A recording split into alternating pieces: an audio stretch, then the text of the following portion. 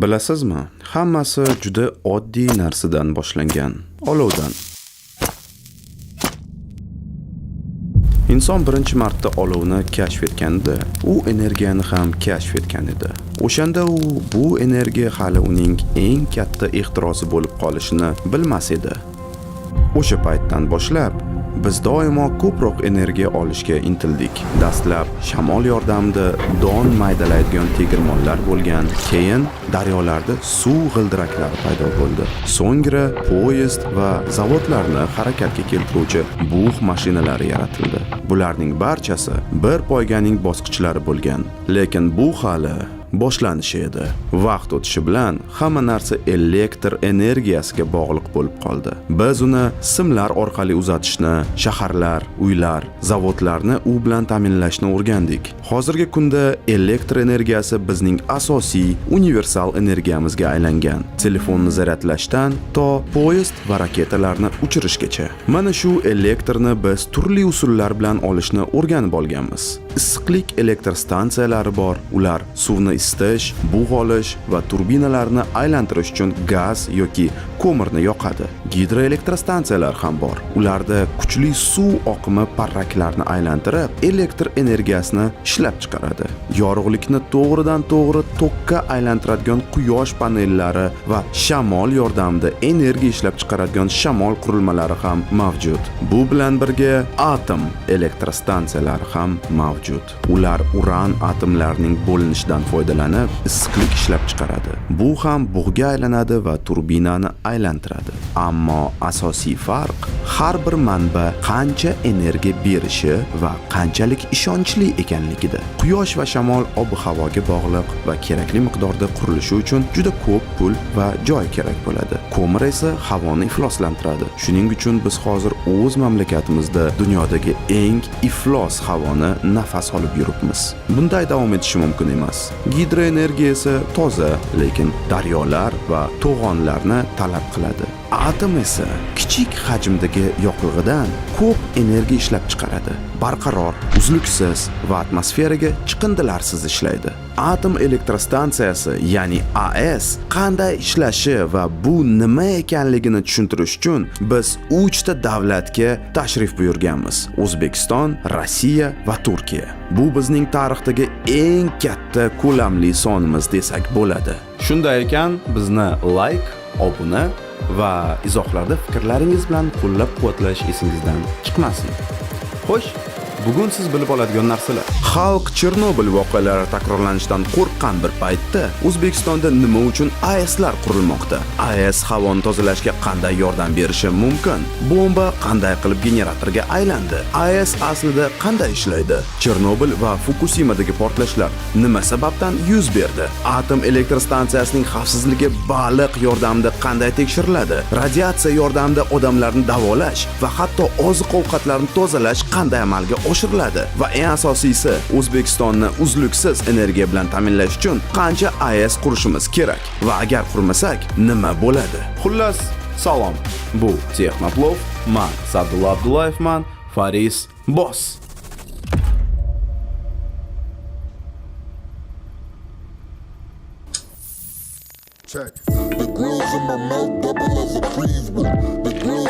Aytgancha, bir narsa e'tiborga loyiq. Energiya singari musiqa ham raqamli bo'lib, biz bilan hamma joyda. Men masalan bu ssenariyni yozishga o'tirishdan oldin har doim qiladigan ishimni qildim. Yandex Music'da mening to'lqinim funksiyasini yoqib qo'ydim. Bu mening shaxsiy odatim. Musiqa qo'ysang, fantaziya ishlab ketadi. Musiqa miyada kadrlar, sahnalar, dialoglarni yaratadi va ba'zan bir tovushdan butun bir nashr tuzilmasi vujudga keladi. Yandex Music aynan kerakli narsalarni taqdim etadi. Muhit, kayfiyat, surat. Bitta trek va sen olov yonidagi g'or odamni tasavvur qilasan, boshqasi va mana sen xayolan Obninskda 1954-yildasan. Musiqa xullas chalg'itmaydi, balki yo'naltiradi va har safar o'ziga xos tarzda. Agar siz ham matnlar, videolar, loyihalar yaratayotgan bo'lsangiz, mening to'lqinimni yoqib ko'ring. Musiqa o'zi sizga moslashib oladi. Ba'zida aynan shu narsa siz so'z bilan ifodalay olmagan g'oyani topishga yordam beradi. Fikr uyg'otuvchi musiqani Yandex Music'da tinglang. Hozir ayrimlarni shokka tushiraman. Nega? Men hozir O'zbekistondaman va O'zbekistonda atom energetikasi allaqachon bor va orqamda hozir VVR-SM atom reaktori joylashgan. U tadqiqotlar uchun ishlatiladi va bu yerda Sovet davrlaridan beri bor. U 1959-yildan boshlab mana shu yerda faoliyatini yuritadi va 2016-yilda bir yilga yopildi, lekin 2017-da faoliyatini davom etishni boshladi. Va biz hozir Toshkentda joylashganmiz. Ekraningizda siz xaritada mana shu nuqtani ko'rib turibsiz va bilasizmi nega u haqida hech kim bilmagan? Ko'plab odamlar bilmagan atom reaktori borligini anchadan beri. Chunki hech qanday xavfli holatlar ro'y bermagan va u haqida gapirishmagan. O'zi mana shu reaktor VVR-SM 2 megavat quvvatni berar edi boshida, keyin 10 megavatgacha oshirilgan va sizda darrov savol paydo bo'ladi. Bu qanchalik uzoq muddatda bizni masalan shaharni ta'minlab bera oladi elektr energiya bilan? Bu haqida haliroq aytib beraman, lekin boshida sizlarga atom energiyasining tarixi haqida aytib beray. Atom energetikasining tarixini aytib bergandan keyin bosqichma-bosqich AES o'zi qanday ishlashini ham tushuntirib beraman. Lekin atom elektr stansiyalari qanday paydo bo'lgan va nega aynan atom texnologiyasi inqilob sifatida qabul qilingan degan savolga javob berish uchun biz tarixi eng boshiga qaytib borishimiz kerak. Ya'ni Obninsk shahriga. Ana o'sha yerda hammasi boshlangan.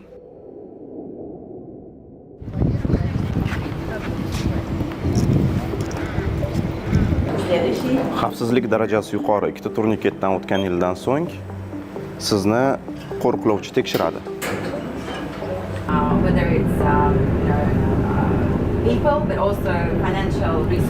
Energetika instituti 1946-yilda qurilishni boshlagan, shu bilan birgalikda AES ham qurilishni boshlagan va ana o'sha payt mana shu imoratni joyini qurib, Sovet ittifoqi nafaqat qurol sifatida atom energiyasini ishlatish mumkin ekanligini va ishlatayotganini, hattoki tinch yo'llarda ham uni qo'llashini ko'rsatmoqchi bo'lishgan.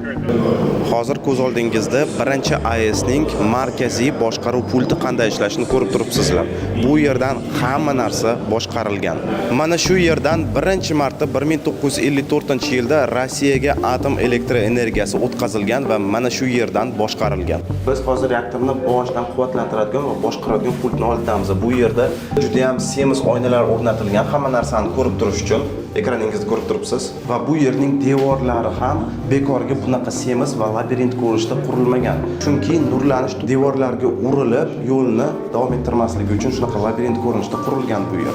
Naryoqda shundoq uran ko'tarilib boshidan reaktorga solinar edi, chunki devorning narigi tarafida radiatsiya katta bo'lgan. Mana shuni teyda hamma narsa bo'lib o'tadi. Bu ochilar edi va 3 tonnalik, 4 tonnalik kranlar bilan boshidan uni quvvatlantirishgan. Mana shu xonada. Biz reaktor hududida joylashganimizdan qat'iy nazar atrofimizni yam-yashil, gullab yashnab yotibdi. Hamma narsa havo toza va bizda ham shunaqa bo'lganda yaxshi bo'lardi. Xavfsizlik tizimi ham avtomatlashtirilgan. Barcha narsa avtomatlashtirilgan. Odam qo'li bilan hech nima qilmaydi. Faqatgina qiladigan narsasi mana shu xavfsizlik tizimini pult orqali boshqarib turish kerak. Atom uylarga yorug'lik keltirishdan oldin qurol vazifasini bajargan. Yadro energiyasining dastlabki ishlanmalari faqat harbiy maqsadlarda olib borilgan edi. Butun atom davri aynan qo'rquv va qurollanish poygasidan kelib chiqqan. Manhattan loyihasi, Hiroshima va Nagasakidagi atom bombalari, bularning barchasi boshlanish nuqtasi bo'ldi. Uning boshida turgan eng mashhur shaxslardan biri Robert Oppenheimer. Urushdan keyin u shunday degan edi: "Endi men o'limga aylandim. Olamlarni vayron qiluvchiman." Lekin o'shanda ham atomning boshqa bunyodkor qiyofasi borligi ma'lum edi. 1963-yilda Moskva shartnomasi tuziladi va u bo'yicha barcha davlatlar yadroviy tadqiqotlarni to'xtatishadi, ya'ni bombalarni portlatishni to'xtatishadi, chunki bu butun hamma narsani kirlanib ketishiga olib keladi va xavfsizlik uchun ham tuziladi bu narsa. Agar Oppenheimer ilmiy nazariyaning yuziga aylangan bo'lsa, Igor Kurchatov uni amaliyotga tatbiq etgan odam bo'ldi. U Sovet bombasini yasashda rahbarlik qilib turib va aynan o'zi keyinchalik tinch atom g'oyasini asosiy harakatlantiruvchi kuchiga aylangan. Va aynan Kurchatov birinchi bo'lib elektr energiyani atom energiyasidan olish kerak ekanligini taklif qilgan. Va vayrongarchiliklar tugashi bilan bu aql bovar qilmas energiya manbaidan qanday qilib tinchlik yo'llarida foydalanish mumkinligi bo'yicha izlanishlar boshlandi. Shunday qilib atom elektr stansiyalarini prototiplari yasalishni boshladi. Ko'z oldingizga keltiring. Obninsk 1954-yil dunyodagi birinchi atom elektr stansiyasi. Tasavvur qiling, odamlar birinchi marta atomni elektr tokini ishlab chiqarishga majbur qilishdi. Bu chinakam inqilob, insoniyat tarixidagi yangi qadam edi. Aynan shu yerda birinchi marta atom nafaqat vayron qilish, balki bunyod etish, ulkan va tugamaydigan energiya manbai ekanligi ko'rsatildi. Boshladik. 1954-yilda aynan mana shu orqamdagi boshqaruv pultidan dunyodagi birinchi atom elektrostansiyasidan elektr energiya yuborildi. Shu paytdan boshlab odamzod eng stabil elektr energiya manbaini o'zi uchun ochdi va mana shundan keyin juda ham katta soha rivojlanishni boshladi. Endi darrov savol tug'iladi. Xo'p, mana shu atom elektrostansiyalari, ayniqsa zamonaviylari qanday ishlaydi va ular xavfsizmi? Mana shu savolga javob berish uchun biz dunyodagi qurilayotgan eng katta AESlardan biriga keldik.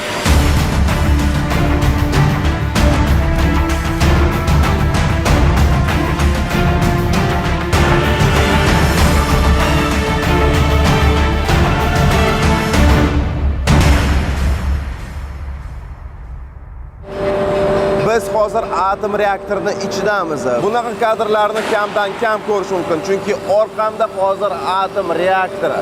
Bu yer qurilib bo'lgandan keyin mana shu yerga uran joylashtiriladi va atrofiga suvni qizitishni boshlaydi. Mana bu joydan va mana shu relslardan uran olib kelinadi xonaga. 160 gradusga aylanadigan kran joylashtirilgan.